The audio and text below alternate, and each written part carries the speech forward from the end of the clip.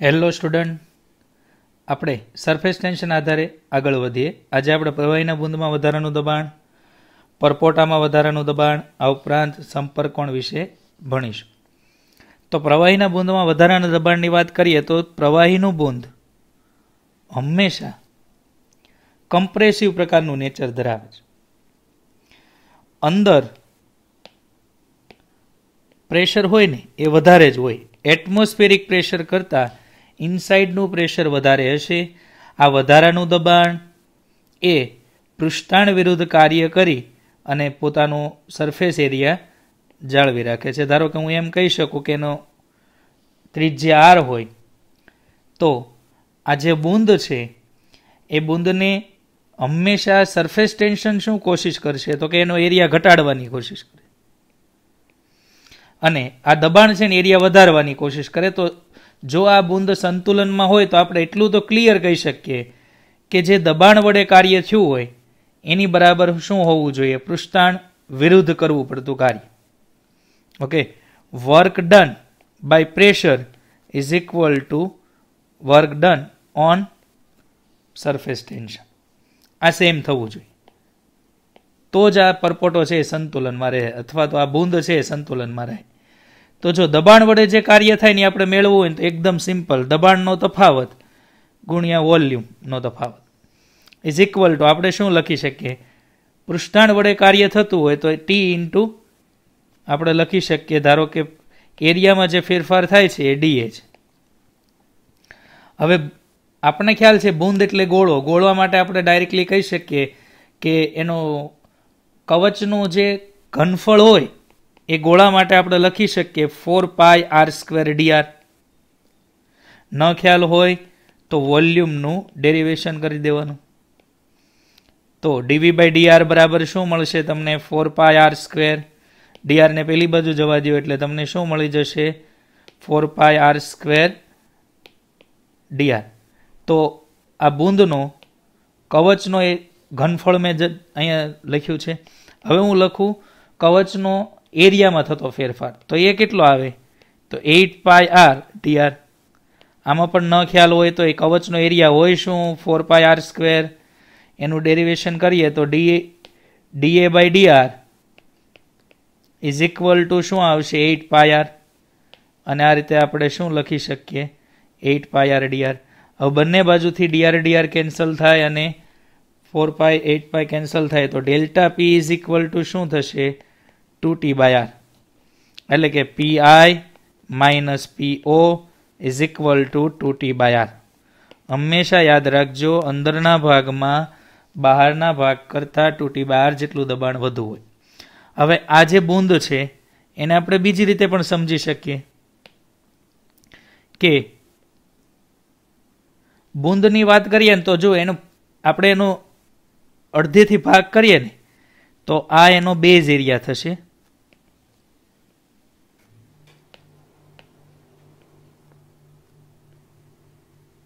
હવે આ એનો બેઝ એરિયા છે ને આ બેઝ એરિયા પર જે દબાણ છે એ એને આ દિશામાં બળ લગાડે. અડધા ભાગને એક્સટર્નલ દબાણ છે ને આ દિશામાં બળ લગાડે અને જે પૃષ્ઠાણ છે એ એને આ દિશામાં ખેંચી રાખે બંને બાજુ.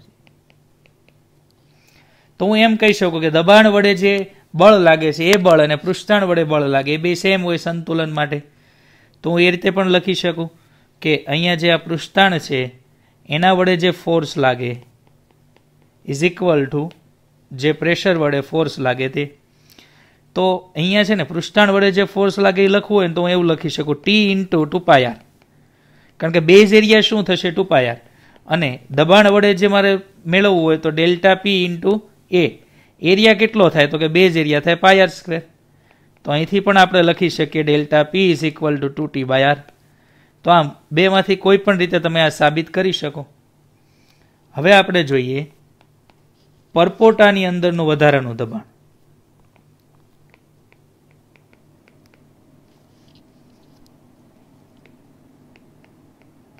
પરપોટાની અંદરનું વધારાનું દબાણ. જો હું પરપોટાની વાત કરું તો એકદમ સિમ્પલ, એને બે મુક્ત સપાટી હોય.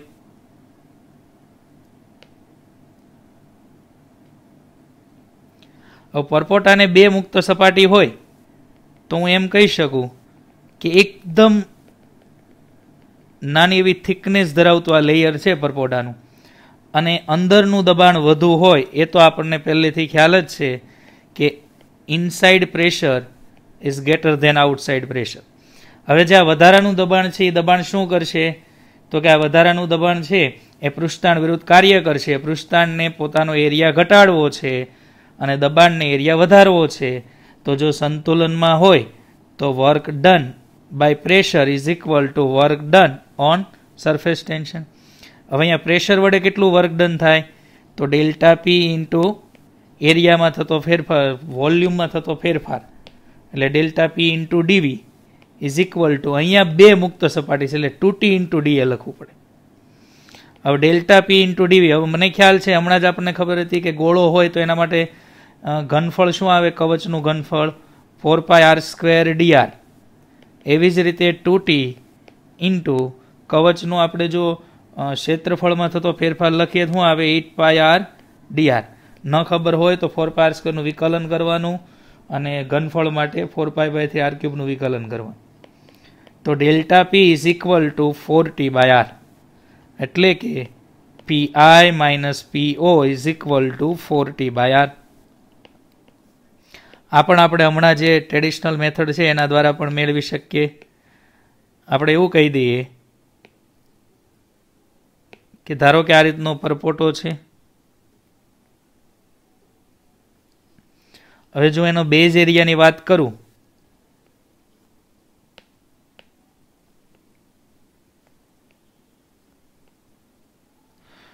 હવે અહીંયા આપણને એક વસ્તુ ખબર છે, આ દબાણ વડેનું એક્સટર્નલ પ્રેશર, અને પૃષ્ઠતાણની જો હું વાત કરું તો પૃષ્ઠતાણ વડે આ દિશામાં બળ લાગતું હશે, અને અહીંયા બે સપાટી હોવાથી બે વખત અહીંયા બળ લાગતું હોય.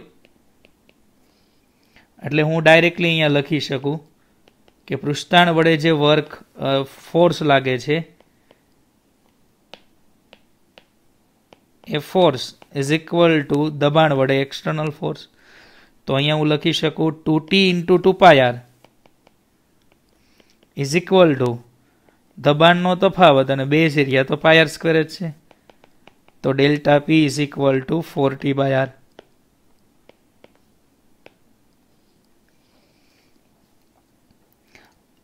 એટલે હવે ગમે ત્યારે આપણે પરપોટા માટે મેળવતા હોઈએ તો 4t/r આવે, અને કોઈ બૂંદ માટે મેળવતા હોય તો 2t/r. હવે કોઈ પણ મેનિસ્કસ માટે પણ તમે આવું યાદ રાખી શકો. ધારો કે આ પ્રકારનો એક અંતર્ગોળ મેનિસ્કસ છે, તો અહીંયા દબાણ P1 હોય ને, તો અહીંયા દબાણ કેટલું થાય ખબર? આની જો રેડિયસ r હોય તો P1 માઇનસ 2t/r. યાદ રાખજો, હંમેશા અંતર્ગોળ સાઈડ ઉપર દબાણ વધુ હોય. અંતર્ગોળથી બહિર્ગોળ બાજુ જાઓ તો દબાણમાં ઘટાડો થાય, અને બહિર્ગોળથી અંતર્ગોળ બાજુ જાઓ તો દબાણમાં વધારો થાય. ધારો કે આ બહિર્ગોળ, ધારો કે અંતર્ગોળ સાઈડ જ છે, પણ આપણે દબાણ આ વખતે ક્યાં દર્શાવીએ? અહીંયા. બહિર્ગોળ સાઈડ ધારો કે દબાણ P1 છે, તો અંતર્ગોળ સાઈડ જશો ને તો દબાણમાં શું ફેરફાર થશે? તો કે અંતર્ગોળ સાઈડ જઈએ તો દબાણમાં ફેરફાર થશે P1 પ્લસ 4t/r.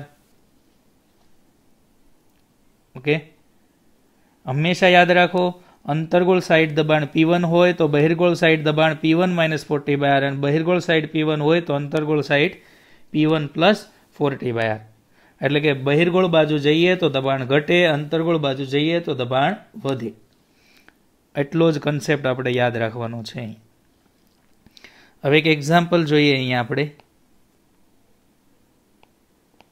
કે આ રીતની ધારો કે એક યુટ્યુબ છે,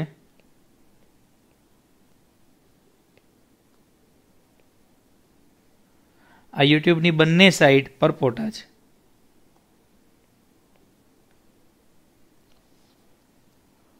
અને અહીંયા એક વાલ્વ છે. હવે આ વાલ્વ ઓન કરવામાં આવે, જો અહીંયા રેડિયસ કહું તો આ સ્મોલ r છે અને અહીંયા કેપિટલ R છે. હવે જ્યારે વાલ્વ ઓન કરવામાં આવે, જો આ તમે ઓન કરશો એટલે અહીંથી આ વાલ્વ ખોલી નાખશો તો શું થશે? તો તો સાયકોલોજીકલી આપણને એવું લાગશે કે મોટા પરપોટામાંથી હવા ક્યાં જશે? નાના પરપોટામાં. પણ એવું થતું નથી. કેમ? તે હું તમને અહીંયા સમજાવું કે નાના પરપોટાની અંદર એક્સ્ટ્રા દબાણ જો હું વાત કરું તો એ કેટલું થાય? 4t by small R. અને મોટા પરપોટાની અંદર એક્સ્ટ્રા દબાણ કેટલું થાય? 4t by capital R. તો અહીંથી જ મને ખ્યાલ છે કે capital R is greater than જો સ્મોલ આર છે, એ તો આકૃતિમાં દેખાય છે. તો આપણે એમ કહી શકીએ કે delta P1 is greater than delta P2. એટલે વધુ દબાણથી ઓછા દબાણ તરફ જ ફ્લુઇડ વહન પામે એ નિયમ છે. તો યાદ રાખજો કે અહીંયા ફ્લુઇડ કઈ દિશામાં વહન પામશે? તો કે નાના પરપોટામાંથી ફ્લુઇડ એટલે કે તરલ એટલે કે ગેસ મોટા પરપોટામાં જશે. એટલે આ પ્રોસેસમાં શું થશે? નાનો પરપોટો વધુ નાનો થશે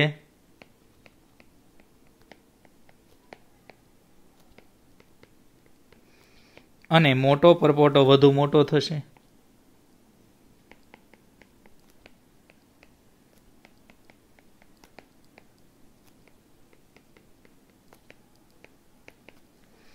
નાનો પરપોટો વધુ નાનો થશે અને મોટો પરપોટો વધુ મોટો થશે. આ રીતે આપણે સમજી શકીએ. હવે આપણે વાત કરીએ કોન્ટેક્ટ એંગલ. સરફેસ ટેન્શન પરથી આ અગત્યનો કન્સેપ્ટ છે. સંપર્ક કોણ.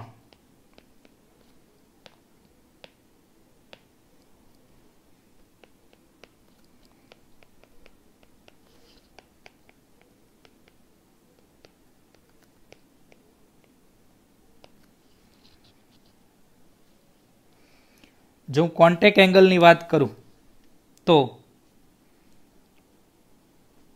પહેલા હું અહીં એક લિક્વિડ ધ્યાનમાં દઉં. જો અહીં પ્રવાહી ભરેલું છે. હંમેશા યાદ રાખજો, બે પ્રકારના બળ લાગે. એક જ દ્રવ્યના અણુઓ એકબીજા પર બળ લગાડે ને એને કહેવાય સશક્તિ બળ, અને અલગ અલગ દ્રવ્યના અણુઓ એકબીજા પર બળ લગાડે ને એને આસક્તિ બળ કહેવાય. આસક્તિ એટલે એડહેઝિવ. હવે હું એડહેઝિવ બોલું ને એટલે તમારે સમજવાનું કે ઘન અને પ્રવાહી વચ્ચે લાગતું બળ અહીંયા આ કન્સેપ્ટ માટે. અને હું કોહેઝિવ કહું એટલે તમારે સમજી જવાનું કે પાણી અને પાણીના અણુ એટલે કે લિક્વિડના અણુ વચ્ચે લાગતું બળ. તો અહીંયા બે પ્રકારના બળ હશે. એક વસ્તુ યાદ રાખજો કે આ સોલિડ સરફેસ છે ને એના ઉપર લિક્વિડ બળ લગાડતું આકર્ષી બળ. આવી સોલિડ સરફેસ ઉપર જે આકર્ષી બળ લગાડે ને, લિક્વિડ પર સોલિડ સરફેસ આકર્ષી બળ લગાડે એટલે લિક્વિડ ને આ દિવાલ છે ને આ રીતે ખેંચે બધી બાજુથી. તો એટલું યાદ રાખજો, એનું રિઝલ્ટન્ટ ઓલવેઝ આ દિશામાં જ હોય, કારણ કે એના વાય ઘટકો ઉડી જાય એટલે રિઝલ્ટન્ટ એડહેઝિવના આ જ દિશામાં હોય. એટલે પાત્રની દિવાલ હંમેશા પાણીને સમક્ષિતિજ દિશામાં એની તરફ ખેંચે. હવે વાત આવી કોની? તો કે કોહેઝિવ એટલે કે પાણીના અણુ. પાણીના અણુ અહીંયા જે પાણીનો અણુ છે એને બીજા અણુ આ દિશામાં ખેંચ્યા કરે. તો અહીંયા તમે જોશો ને તો રિઝલ્ટન્ટ હંમેશા આ દિશામાં જશે. જુઓ અહીંયા સમક્ષિતિ દિશામાં નહીં હોય, પરંતુ પ્રવાહીના મતલબ આ સેન્ટરની તરફ હશે આ બળ. એટલું ક્લિયર? હવે વાત કરીએ આપણે એડહેઝિવ અને કોહેઝિવ બળને આધારે કોન્ટેક્ટ એંગલ કઈ રીતે બદલાય તે.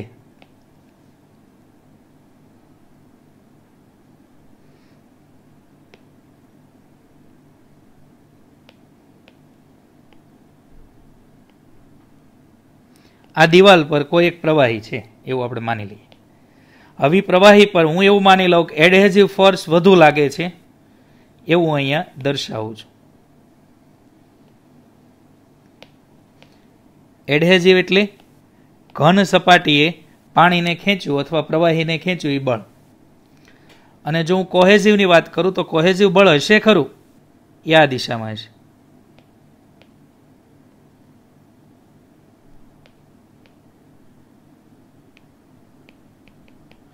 હવે કોહેઝિવનો જે એક્સ ઘટક છે એ મારે દોરવો હોય તો હું એવું લખી શકું કે અહીંયા એ ઘટક આવશે એક્સ ઘટક Fx FCx, અને અહીંયા આવશે એનો y ઘટક FCy. હવે FCx માંથી FA કેન્સલ થાય એટલે FA બાજુ રિઝલ્ટન્ટ હશે. FCx તો નાનું છે એટલે રિઝલ્ટન્ટ જો મારે લખવું હોય તો આ કોહેઝિવ અને એડહેઝિવનું રિઝલ્ટન્ટ આ દિશામાં હશે. અને હંમેશા યાદ રાખજો, પ્રવાહી હંમેશા એની મુક્ત સપાટી કેવી હોય કે જે રિઝલ્ટન્ટ બળ લાગતું હોય ને એને લંબ રૂપે હોય પ્રવાહીની મુક્ત સપાટી હંમેશા. એટલે પ્રવાહીની મુક્ત સપાટી આ એડહેઝિવ બળ વધુ હોવાથી આ જે સપાટી છે એને મુક્ત રીતે એને લંબ રૂપે આ દિશામાં હશે. સોરી, આ રીતે હશે. હવે આની મુક્ત સપાટીને જો વાત કરું, સ્પર્શક દોરું,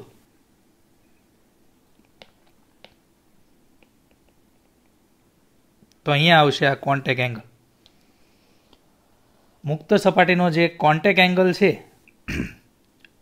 એ દિવાલ સાથે આપણે દર્શાવવું છે, જે અહીંયા 90 ડિગ્રી કરતા ઓછો છે.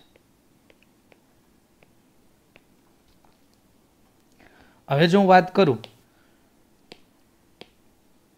બીજા પ્રકારના લિક્વિડ કે જેમાં આ કોન્ટેક એંગલ 90 ડિગ્રી કરતા વધુ આવતો હશે,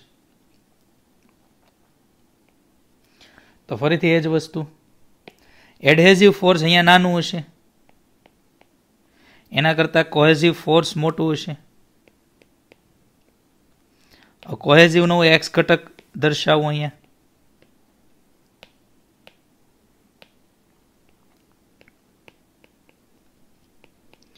અહીંયા હું કોહેઝિવનો વાય ઘટક દર્શાવું. પાણીના અણુઓ જે ખેંચે એનો એક્સ અને વાય ઘટક દોર્યો, જ્યારે દિવાલ ખેંચે એનો તો ઓલરેડી એક્સ ઘટક જ આવશે. હવે જો હું રિઝલ્ટન્ટ દોરવા માંગતો હોઉં તો રિઝલ્ટન્ટ કઈ દિશામાં આવશે, તો FCX માંથી FA ઉડી જાય એટલે એ તો દૂર જ થઈ ગયું. હવે રિઝલ્ટન્ટ એફ સિવાય બાજુ નમેલો હશે. કેમ? કારણ કે FCX ઘટી ગયું એટલે હવે રિઝલ્ટન્ટ એફ સિવાય બાજુ નમેલો હશે. એટલે હું આ નવું રિઝલ્ટન્ટ દોરી દઉં. હવે આપણને ખબર છે કે પ્રવાહીની મુક્ત સપાટી હંમેશા કેવી હોવી જોઈએ, આ રિઝલ્ટન્ટ જે બળ હોય ને એને લંબ, એટલે આ રિઝલ્ટન્ટ બળ છે એને લંબ આ પ્રકારે મુક્ત સપાટી હશે. આવા મુક્ત સપાટીને હું સ્પર્શક દોરું,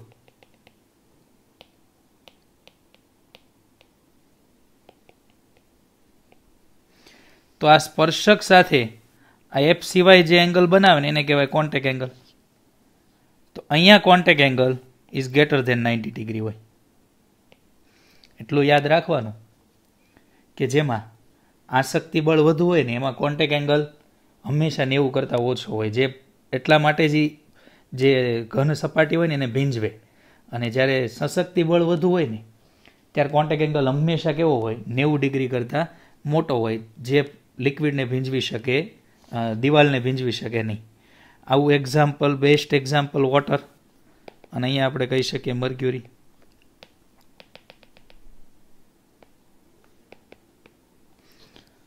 વોટરના પાણીના અણુ વચ્ચે બળ લાગે ને એની કરતાં દિવાલ એને વધારે આકર્ષી બળ લગાડે, એટલે દિવાલ જે ઘન સપાટી છે એને વોટર વડે ભીંજાશે, જ્યારે મર્ક્યુરીમાં આસક્તિ બળ વધારે મોટા હોય છે, સશક્તિ બળ વધુ મોટા હોય છે આસક્તિ બળ કરતાં, માટે દિવાલને ભીંજવી શકતો નથી અને એનો સંપર્ક કોણ 90 ડિગ્રી કરતાં મોટો હોય છે.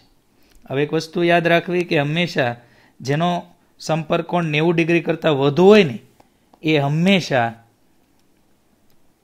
પ્રવાહી, એમાં કેશનળીમાં પ્રવાહી ઉપર ચડે, અને 90 ડિગ્રી કરતાં ઓછો હોય એમાં પ્રવાહી હંમેશા ઉપર ચડે, અને 90 ડિગ્રી કરતાં વધુ હોય એમાં પ્રવાહી હંમેશા નીચે ઉતરે.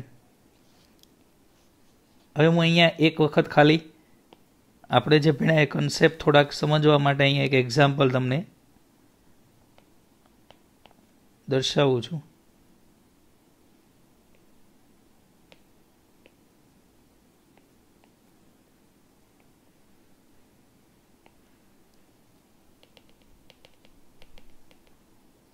Question number 2.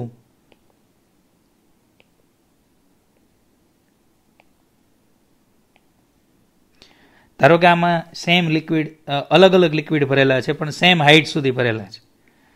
આમાં જે લિક્વિડ ભર્યું છે ને એ આ પ્રકારનું વક્ર બનાવે છે, અને આમાં જે લિક્વિડ ભર્યું છે ને એ આ પ્રકારનું વક્ર બનાવે છે.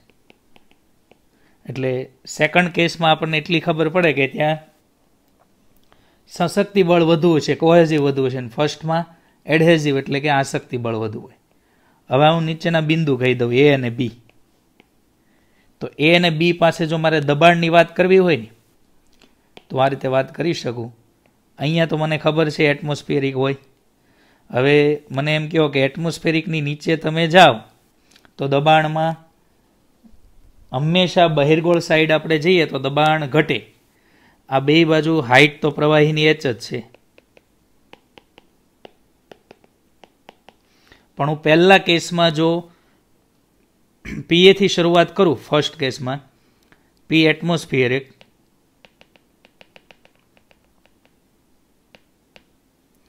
પી એટમોસ્ફિયરિકથી શરૂઆત કરું અને ધારો કે આ બિંદુ હું કહી દઉં સી, ત્યાં જતો હોઉં તો ત્યાં દબાણમાં શું થશે? ઘટાડો, અને પછી આ એચ હાઇટને કારણે દબાણમાં વધારો થાય. તો જો મારે પીએ લખવું હોય ને તો હું ડાયરેક્ટલી લખી શકું આ તળિયા પરનું દબાણ બરાબર હવાનું દબાણ માઇનસ 2T/R પ્લસ ρgh. કઈ રીતે મેં કીધું? અંતર્ગોળ સાઈડ દબાણ કેટલું હતું? પીએ. તો બહિર્ગોળ સાઈડ દબાણ કેટલું થાય? પીએ માઇનસ 2T/R. ત્યાંથી એચ ઊંડાએ જાવ તો દબાણ વધે. એવી જ રીતે જો મારે પીબીની વાત કરવી હોય તો અહીંયા દબાણ એટમોસ્ફિયરિક છે, અંતર્ગોળ સાઈડ જાવ તો દબાણ વધીને કેટલું થઈ જાય? પીએ પ્લસ 2T/R થાય ને. અને પછી બી ઊંડાએ જાવ તો એચ ઊંડાએ તો ρgh જેટલું વધે. તો હું લખી શકું પીએ પ્લસ 2T/R પ્લસ ρgh. એટલે આકૃતિમાં સમાન હાઇટ સુધી પ્રવાહી ભર્યું છે, બે હવામાં ખુલ્લું છે, તેમ છતાં બી પાસે દબાણ વધુ છે એની સાપેક્ષ, એવું આપણે કહી શકીએ. આ અલગ અલગ બિંદુઓ લઈને તમે ધારીને પણ કહી શકો. અહીંયા બિંદુ 1 કહી દેવાનું, અહીંયા 2 કહી દેવાનું, અહીંયા 3. તો 1 પાસે દબાણ પીએ તો 2 પાસે દબાણ, તો 1 - 2 બરાબર 2T/R. તો 2 પાસે દબાણ શું થાય? 1 - 2T/R. એટલે અહીંયા પીએ તો અહીંયા 2 પાસે પીએ - 2T/R ને એચ ઊંડાએ ρgh. એવી જ રીતે અહીંયા પણ તમે ગણી શકો, પરંતુ મેં તમને અહીંયા ડાયરેક્ટલી કહી દીધું છે. હવે વાત કરીએ આપણે પ્રવાહીની ઉપર અને નીચે ઉતરવાની જે ઘટના છે, કેપિલારિટી એટલે કે કેશાકર્ષણ. આપણે વાત કરીશું કેશાકર્ષણ.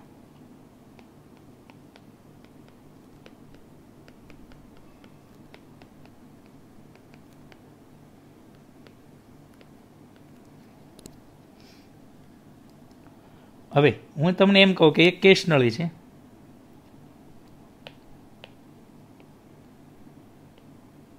એને કોઈ લિક્વિડમાં તમે ડૂબાડો છો, તો અહીંથી લિક્વિડ ઉપર જાય છે અને એની મુક્ત સપાટી ધારો કે આ પ્રકારની બને છે.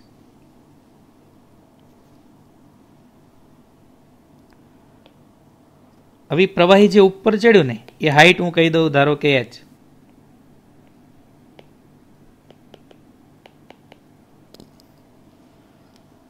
તો આ કેટલું h હાઈટ સુધી ઉપર ચડ્યું, એ h હાઈટ આપણે મેળવવી હોય ને તો શું કરવાનું એ હું તમને સમજાવું. આપણે અલગ અલગ બિંદુઓ ધારી લઈએ. આ બિંદુ A, આ B, આ C. આકૃતિ પરથી તમને એટલી તો ખબર પડે ને કે પીએ એ પાસે દબાણ, સી પાસે દબાણ બરાબર એટમોસ્ફેરિક પ્રેશર. આ ઉપરાંત જો એ થી બી આવું તો દબાણ ઘટે છે. હવે એ અને સી પાસે દબાણ સેમ હોવું જોઈએ. તો એક વસ્તુ તો ક્લિયર છે ને કે બી પાસે દબાણ ઘટ્યું છે, એના કારણે જ સી પાસે દબાણ બી કરતા વધુ હોવાથી પ્રવાહી અંદર ગયું. જો એ થી બી આવું તો દબાણ ઘટે છે, બી પાસે દબાણ ઓછું છે કોના કરતા? સી કરતા. માટે કારણ કે એ અને બી, એ અને સી એ દબાણ સમાન છે, અને એ પાસેથી હું બી એ જાઉં દબાણ ઘટે છે, એનો મતલબ સી કરતા બી પાસે દબાણ ઓછું, એટલે લિક્વિડ બે બાજુથી અંદર જાય છે અને એચ હાઈટ પ્રાપ્ત કરે છે. તો આપણે આ દબાણ મેળવવા માટે આપણે શું કહેશું કે જુઓ, બી પાસેનું દબાણ બરાબર એ પાસેનું દબાણ -2T/R. કેમ હું બહિર્ગોળ બાજુ જાઉં તો દબાણમાં ઘટાડો થાય, અંતર્ગોળથી બહિર્ગોળ બાજુ જાઉં તો દબાણ ઘટે. એવું યાદ રાખો ને તો વધારે સારું, નહીતર કોઈ વાંધો નહીં. પીએ માઇનસ પીબી બરાબર 2T/R, ત્યાંથી પીબી તમે કરતા બનાવજો. હવે બી થી હું ક્યાં આવું? સી બિંદુએ. તો જો બી થી સી આવું ને તો દબાણમાં કેટલો વધારો થાય? રોજીએ જેટલો દબાણમાં વધારો થાય. જુઓ તો સી બિંદુએ મારે જો વાત કરવી હોય, આ બી બિંદુએથી હું અહીંયા આવું ત્યારે દબાણમાં કેટલો વધારો થાય? રોજીએ જેટલો. તો હું આવું એ લખી શકું, PC is equal to PB plus rho g h. કારણ કે આ સી બિંદુએ જે દબાણ હોય જ અહીંયા હોય, પાત્ર આ જે કેસ નળી છે એની અંદર આપણે એવું કહી શકીએ. તો આ સી હોય તો અહીંયા સી બિંદુ જ ગણવાનું આપણે, સમાન લેવલે બિંદુ હોય તો. હવે PC is equal to PB plus rho g s, ને પીસી કોના બરાબર છે? તો કે એ તો હવામાં છે એટલે એટમોસ્ફિયરિક બરાબર. પીબી તો કે એટમોસ્ફિયરિક માઇનસ 2T/R. તો મેં અહીંયા પીબીની કિંમત પ્લેસ કરી અને સાદરૂપ આપ્યું તો પીએ પીએ કેન્સલ થશે. અને હવે હું શું લખી શકું? તો કે 2T/R ઇઝ ઇક્વલ ટુ રોજીએચ. તો એચ ઇઝ ઇક્વલ ટુ શું થાય? 2T/ρg capital R. હવે અહીંયા મહત્વનો કોન્સેપ્ટ એ છે કે આ જે કેપિટલ આર છે ને એ કેસ નળીની ત્રિજ્યા નથી, આ જે ગોળો બને છે ને એની ત્રિજ્યા છે. આ એનું સેન્ટર છે હું માની લઉં. મેનિસ્કસની ત્રિજ્યા સ્મોલ આર છે. હવે જો આ સ્પર્શક હું અહીંયા દોરું તો મને ખબર છે આ સંપર્ક કોણ છે થીટા. તો સંપર્ક કોણ વાય સાથે થીટા બનાવે છે, તો આપણે એમ કહી શકીએ કે આ ત્રિજ્યા એક સાથે થીટા બનાવશે. તો આકૃતિ પરથી જ મને ખ્યાલ આવી ગયો કે cos theta is equal to શું થાય? R by capital R. તો capital R is equal to શું થાય? Small R by cos theta. તો અહીંયા કિંમત મૂકીશ તો શું આવશે? 2T cos theta by rho g small R. જે સ્મોલ આર કોનું ત્રિજ્યા છે? કેસ નળીની ત્રિજ્યા.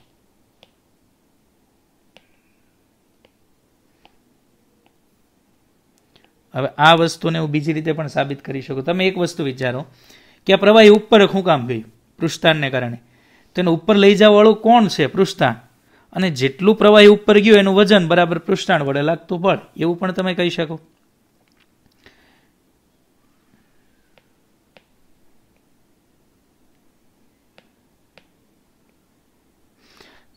તમે એક વસ્તુ સમજી શકો કે આ પ્રવાહીને ઉપર લઈ જવા વાળું જે કંઈ છે એ તો પૃષ્ઠતાણ છે. તો આ પ્રવાહીને ઉપર જે લઈ જાય છે એ પૃષ્ઠતાણ છે. તો આ જે પ્રવાહીનું વજન છે એ પૃષ્ઠતાણ વડે ઉપર તરફ લાગતા બળ બરાબર હોય. હવે જો અહીંયા પૃષ્ઠતાણ ટી છે, અહીંયા એંગલ થીટા છે, તો આપણે એમ કહી શકીએ કે એને જે બળ લાગે છે ઉપર લઈ જવા વાળું, મેં અહીંયા નીચે તરફ દર્શાવ્યું છે, પરંતુ રિયાલિટીમાં હોય કઈ દિશામાં? ઉપર તરફ. કેટલું? તો કે ટી કોસ થીટા જેટલું. હવે ટી કોસ થીટા એના આખા સર્ક્યુમફરન્સ ઉપર લાગે એટલે કે 2πr ઉપર લાગશે, 2π સ્મોલ આર ઉપર. તો હું એવું લખી શકું કે જે પ્રવાહી ઉપર ગયું એનું વજન બરાબર T cos theta into 2πr. હવે જે પ્રવાહી ઉપર ગયું એનું વજન લખવું હોય તો રો ગુણ્યા ઘનફળ. ઘનફળ કેટલું થાય? πr² into g is equal to T cos theta into 2πr. હવે પાયર કેન્સલ થાય ને એચ ને કરતા બનાવશો તો આવશે 2T cos theta upon rho g R. તો મેં તમને આ બે રીતે સાબિત કરીને આપ્યું. હવે એક મહત્વનો કોન્સેપ્ટ અહીંયા આપણે ભણીએ અને ત્યારબાદ આપણે આ ચેપ્ટર પૂરું કરીએ. આ કોન્સેપ્ટ શું છે? જુઓ, ધારો કે તમને આ સૂત્ર પરથી એચ મળે છે, એની કરતાં નળીની હાઇટ ઓછી છે.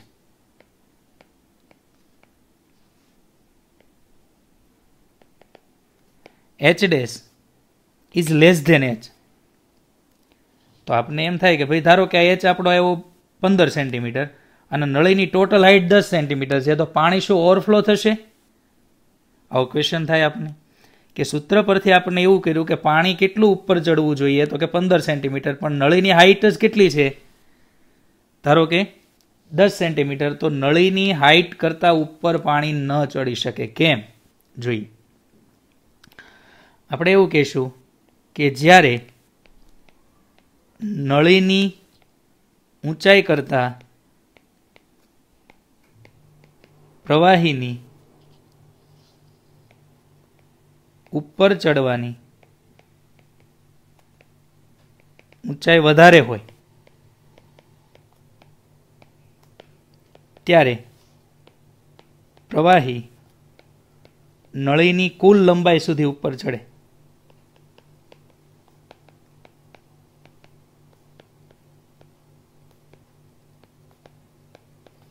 ત્યારબાદ મેનિસ્કસની ત્રિજ્યા વધારશે.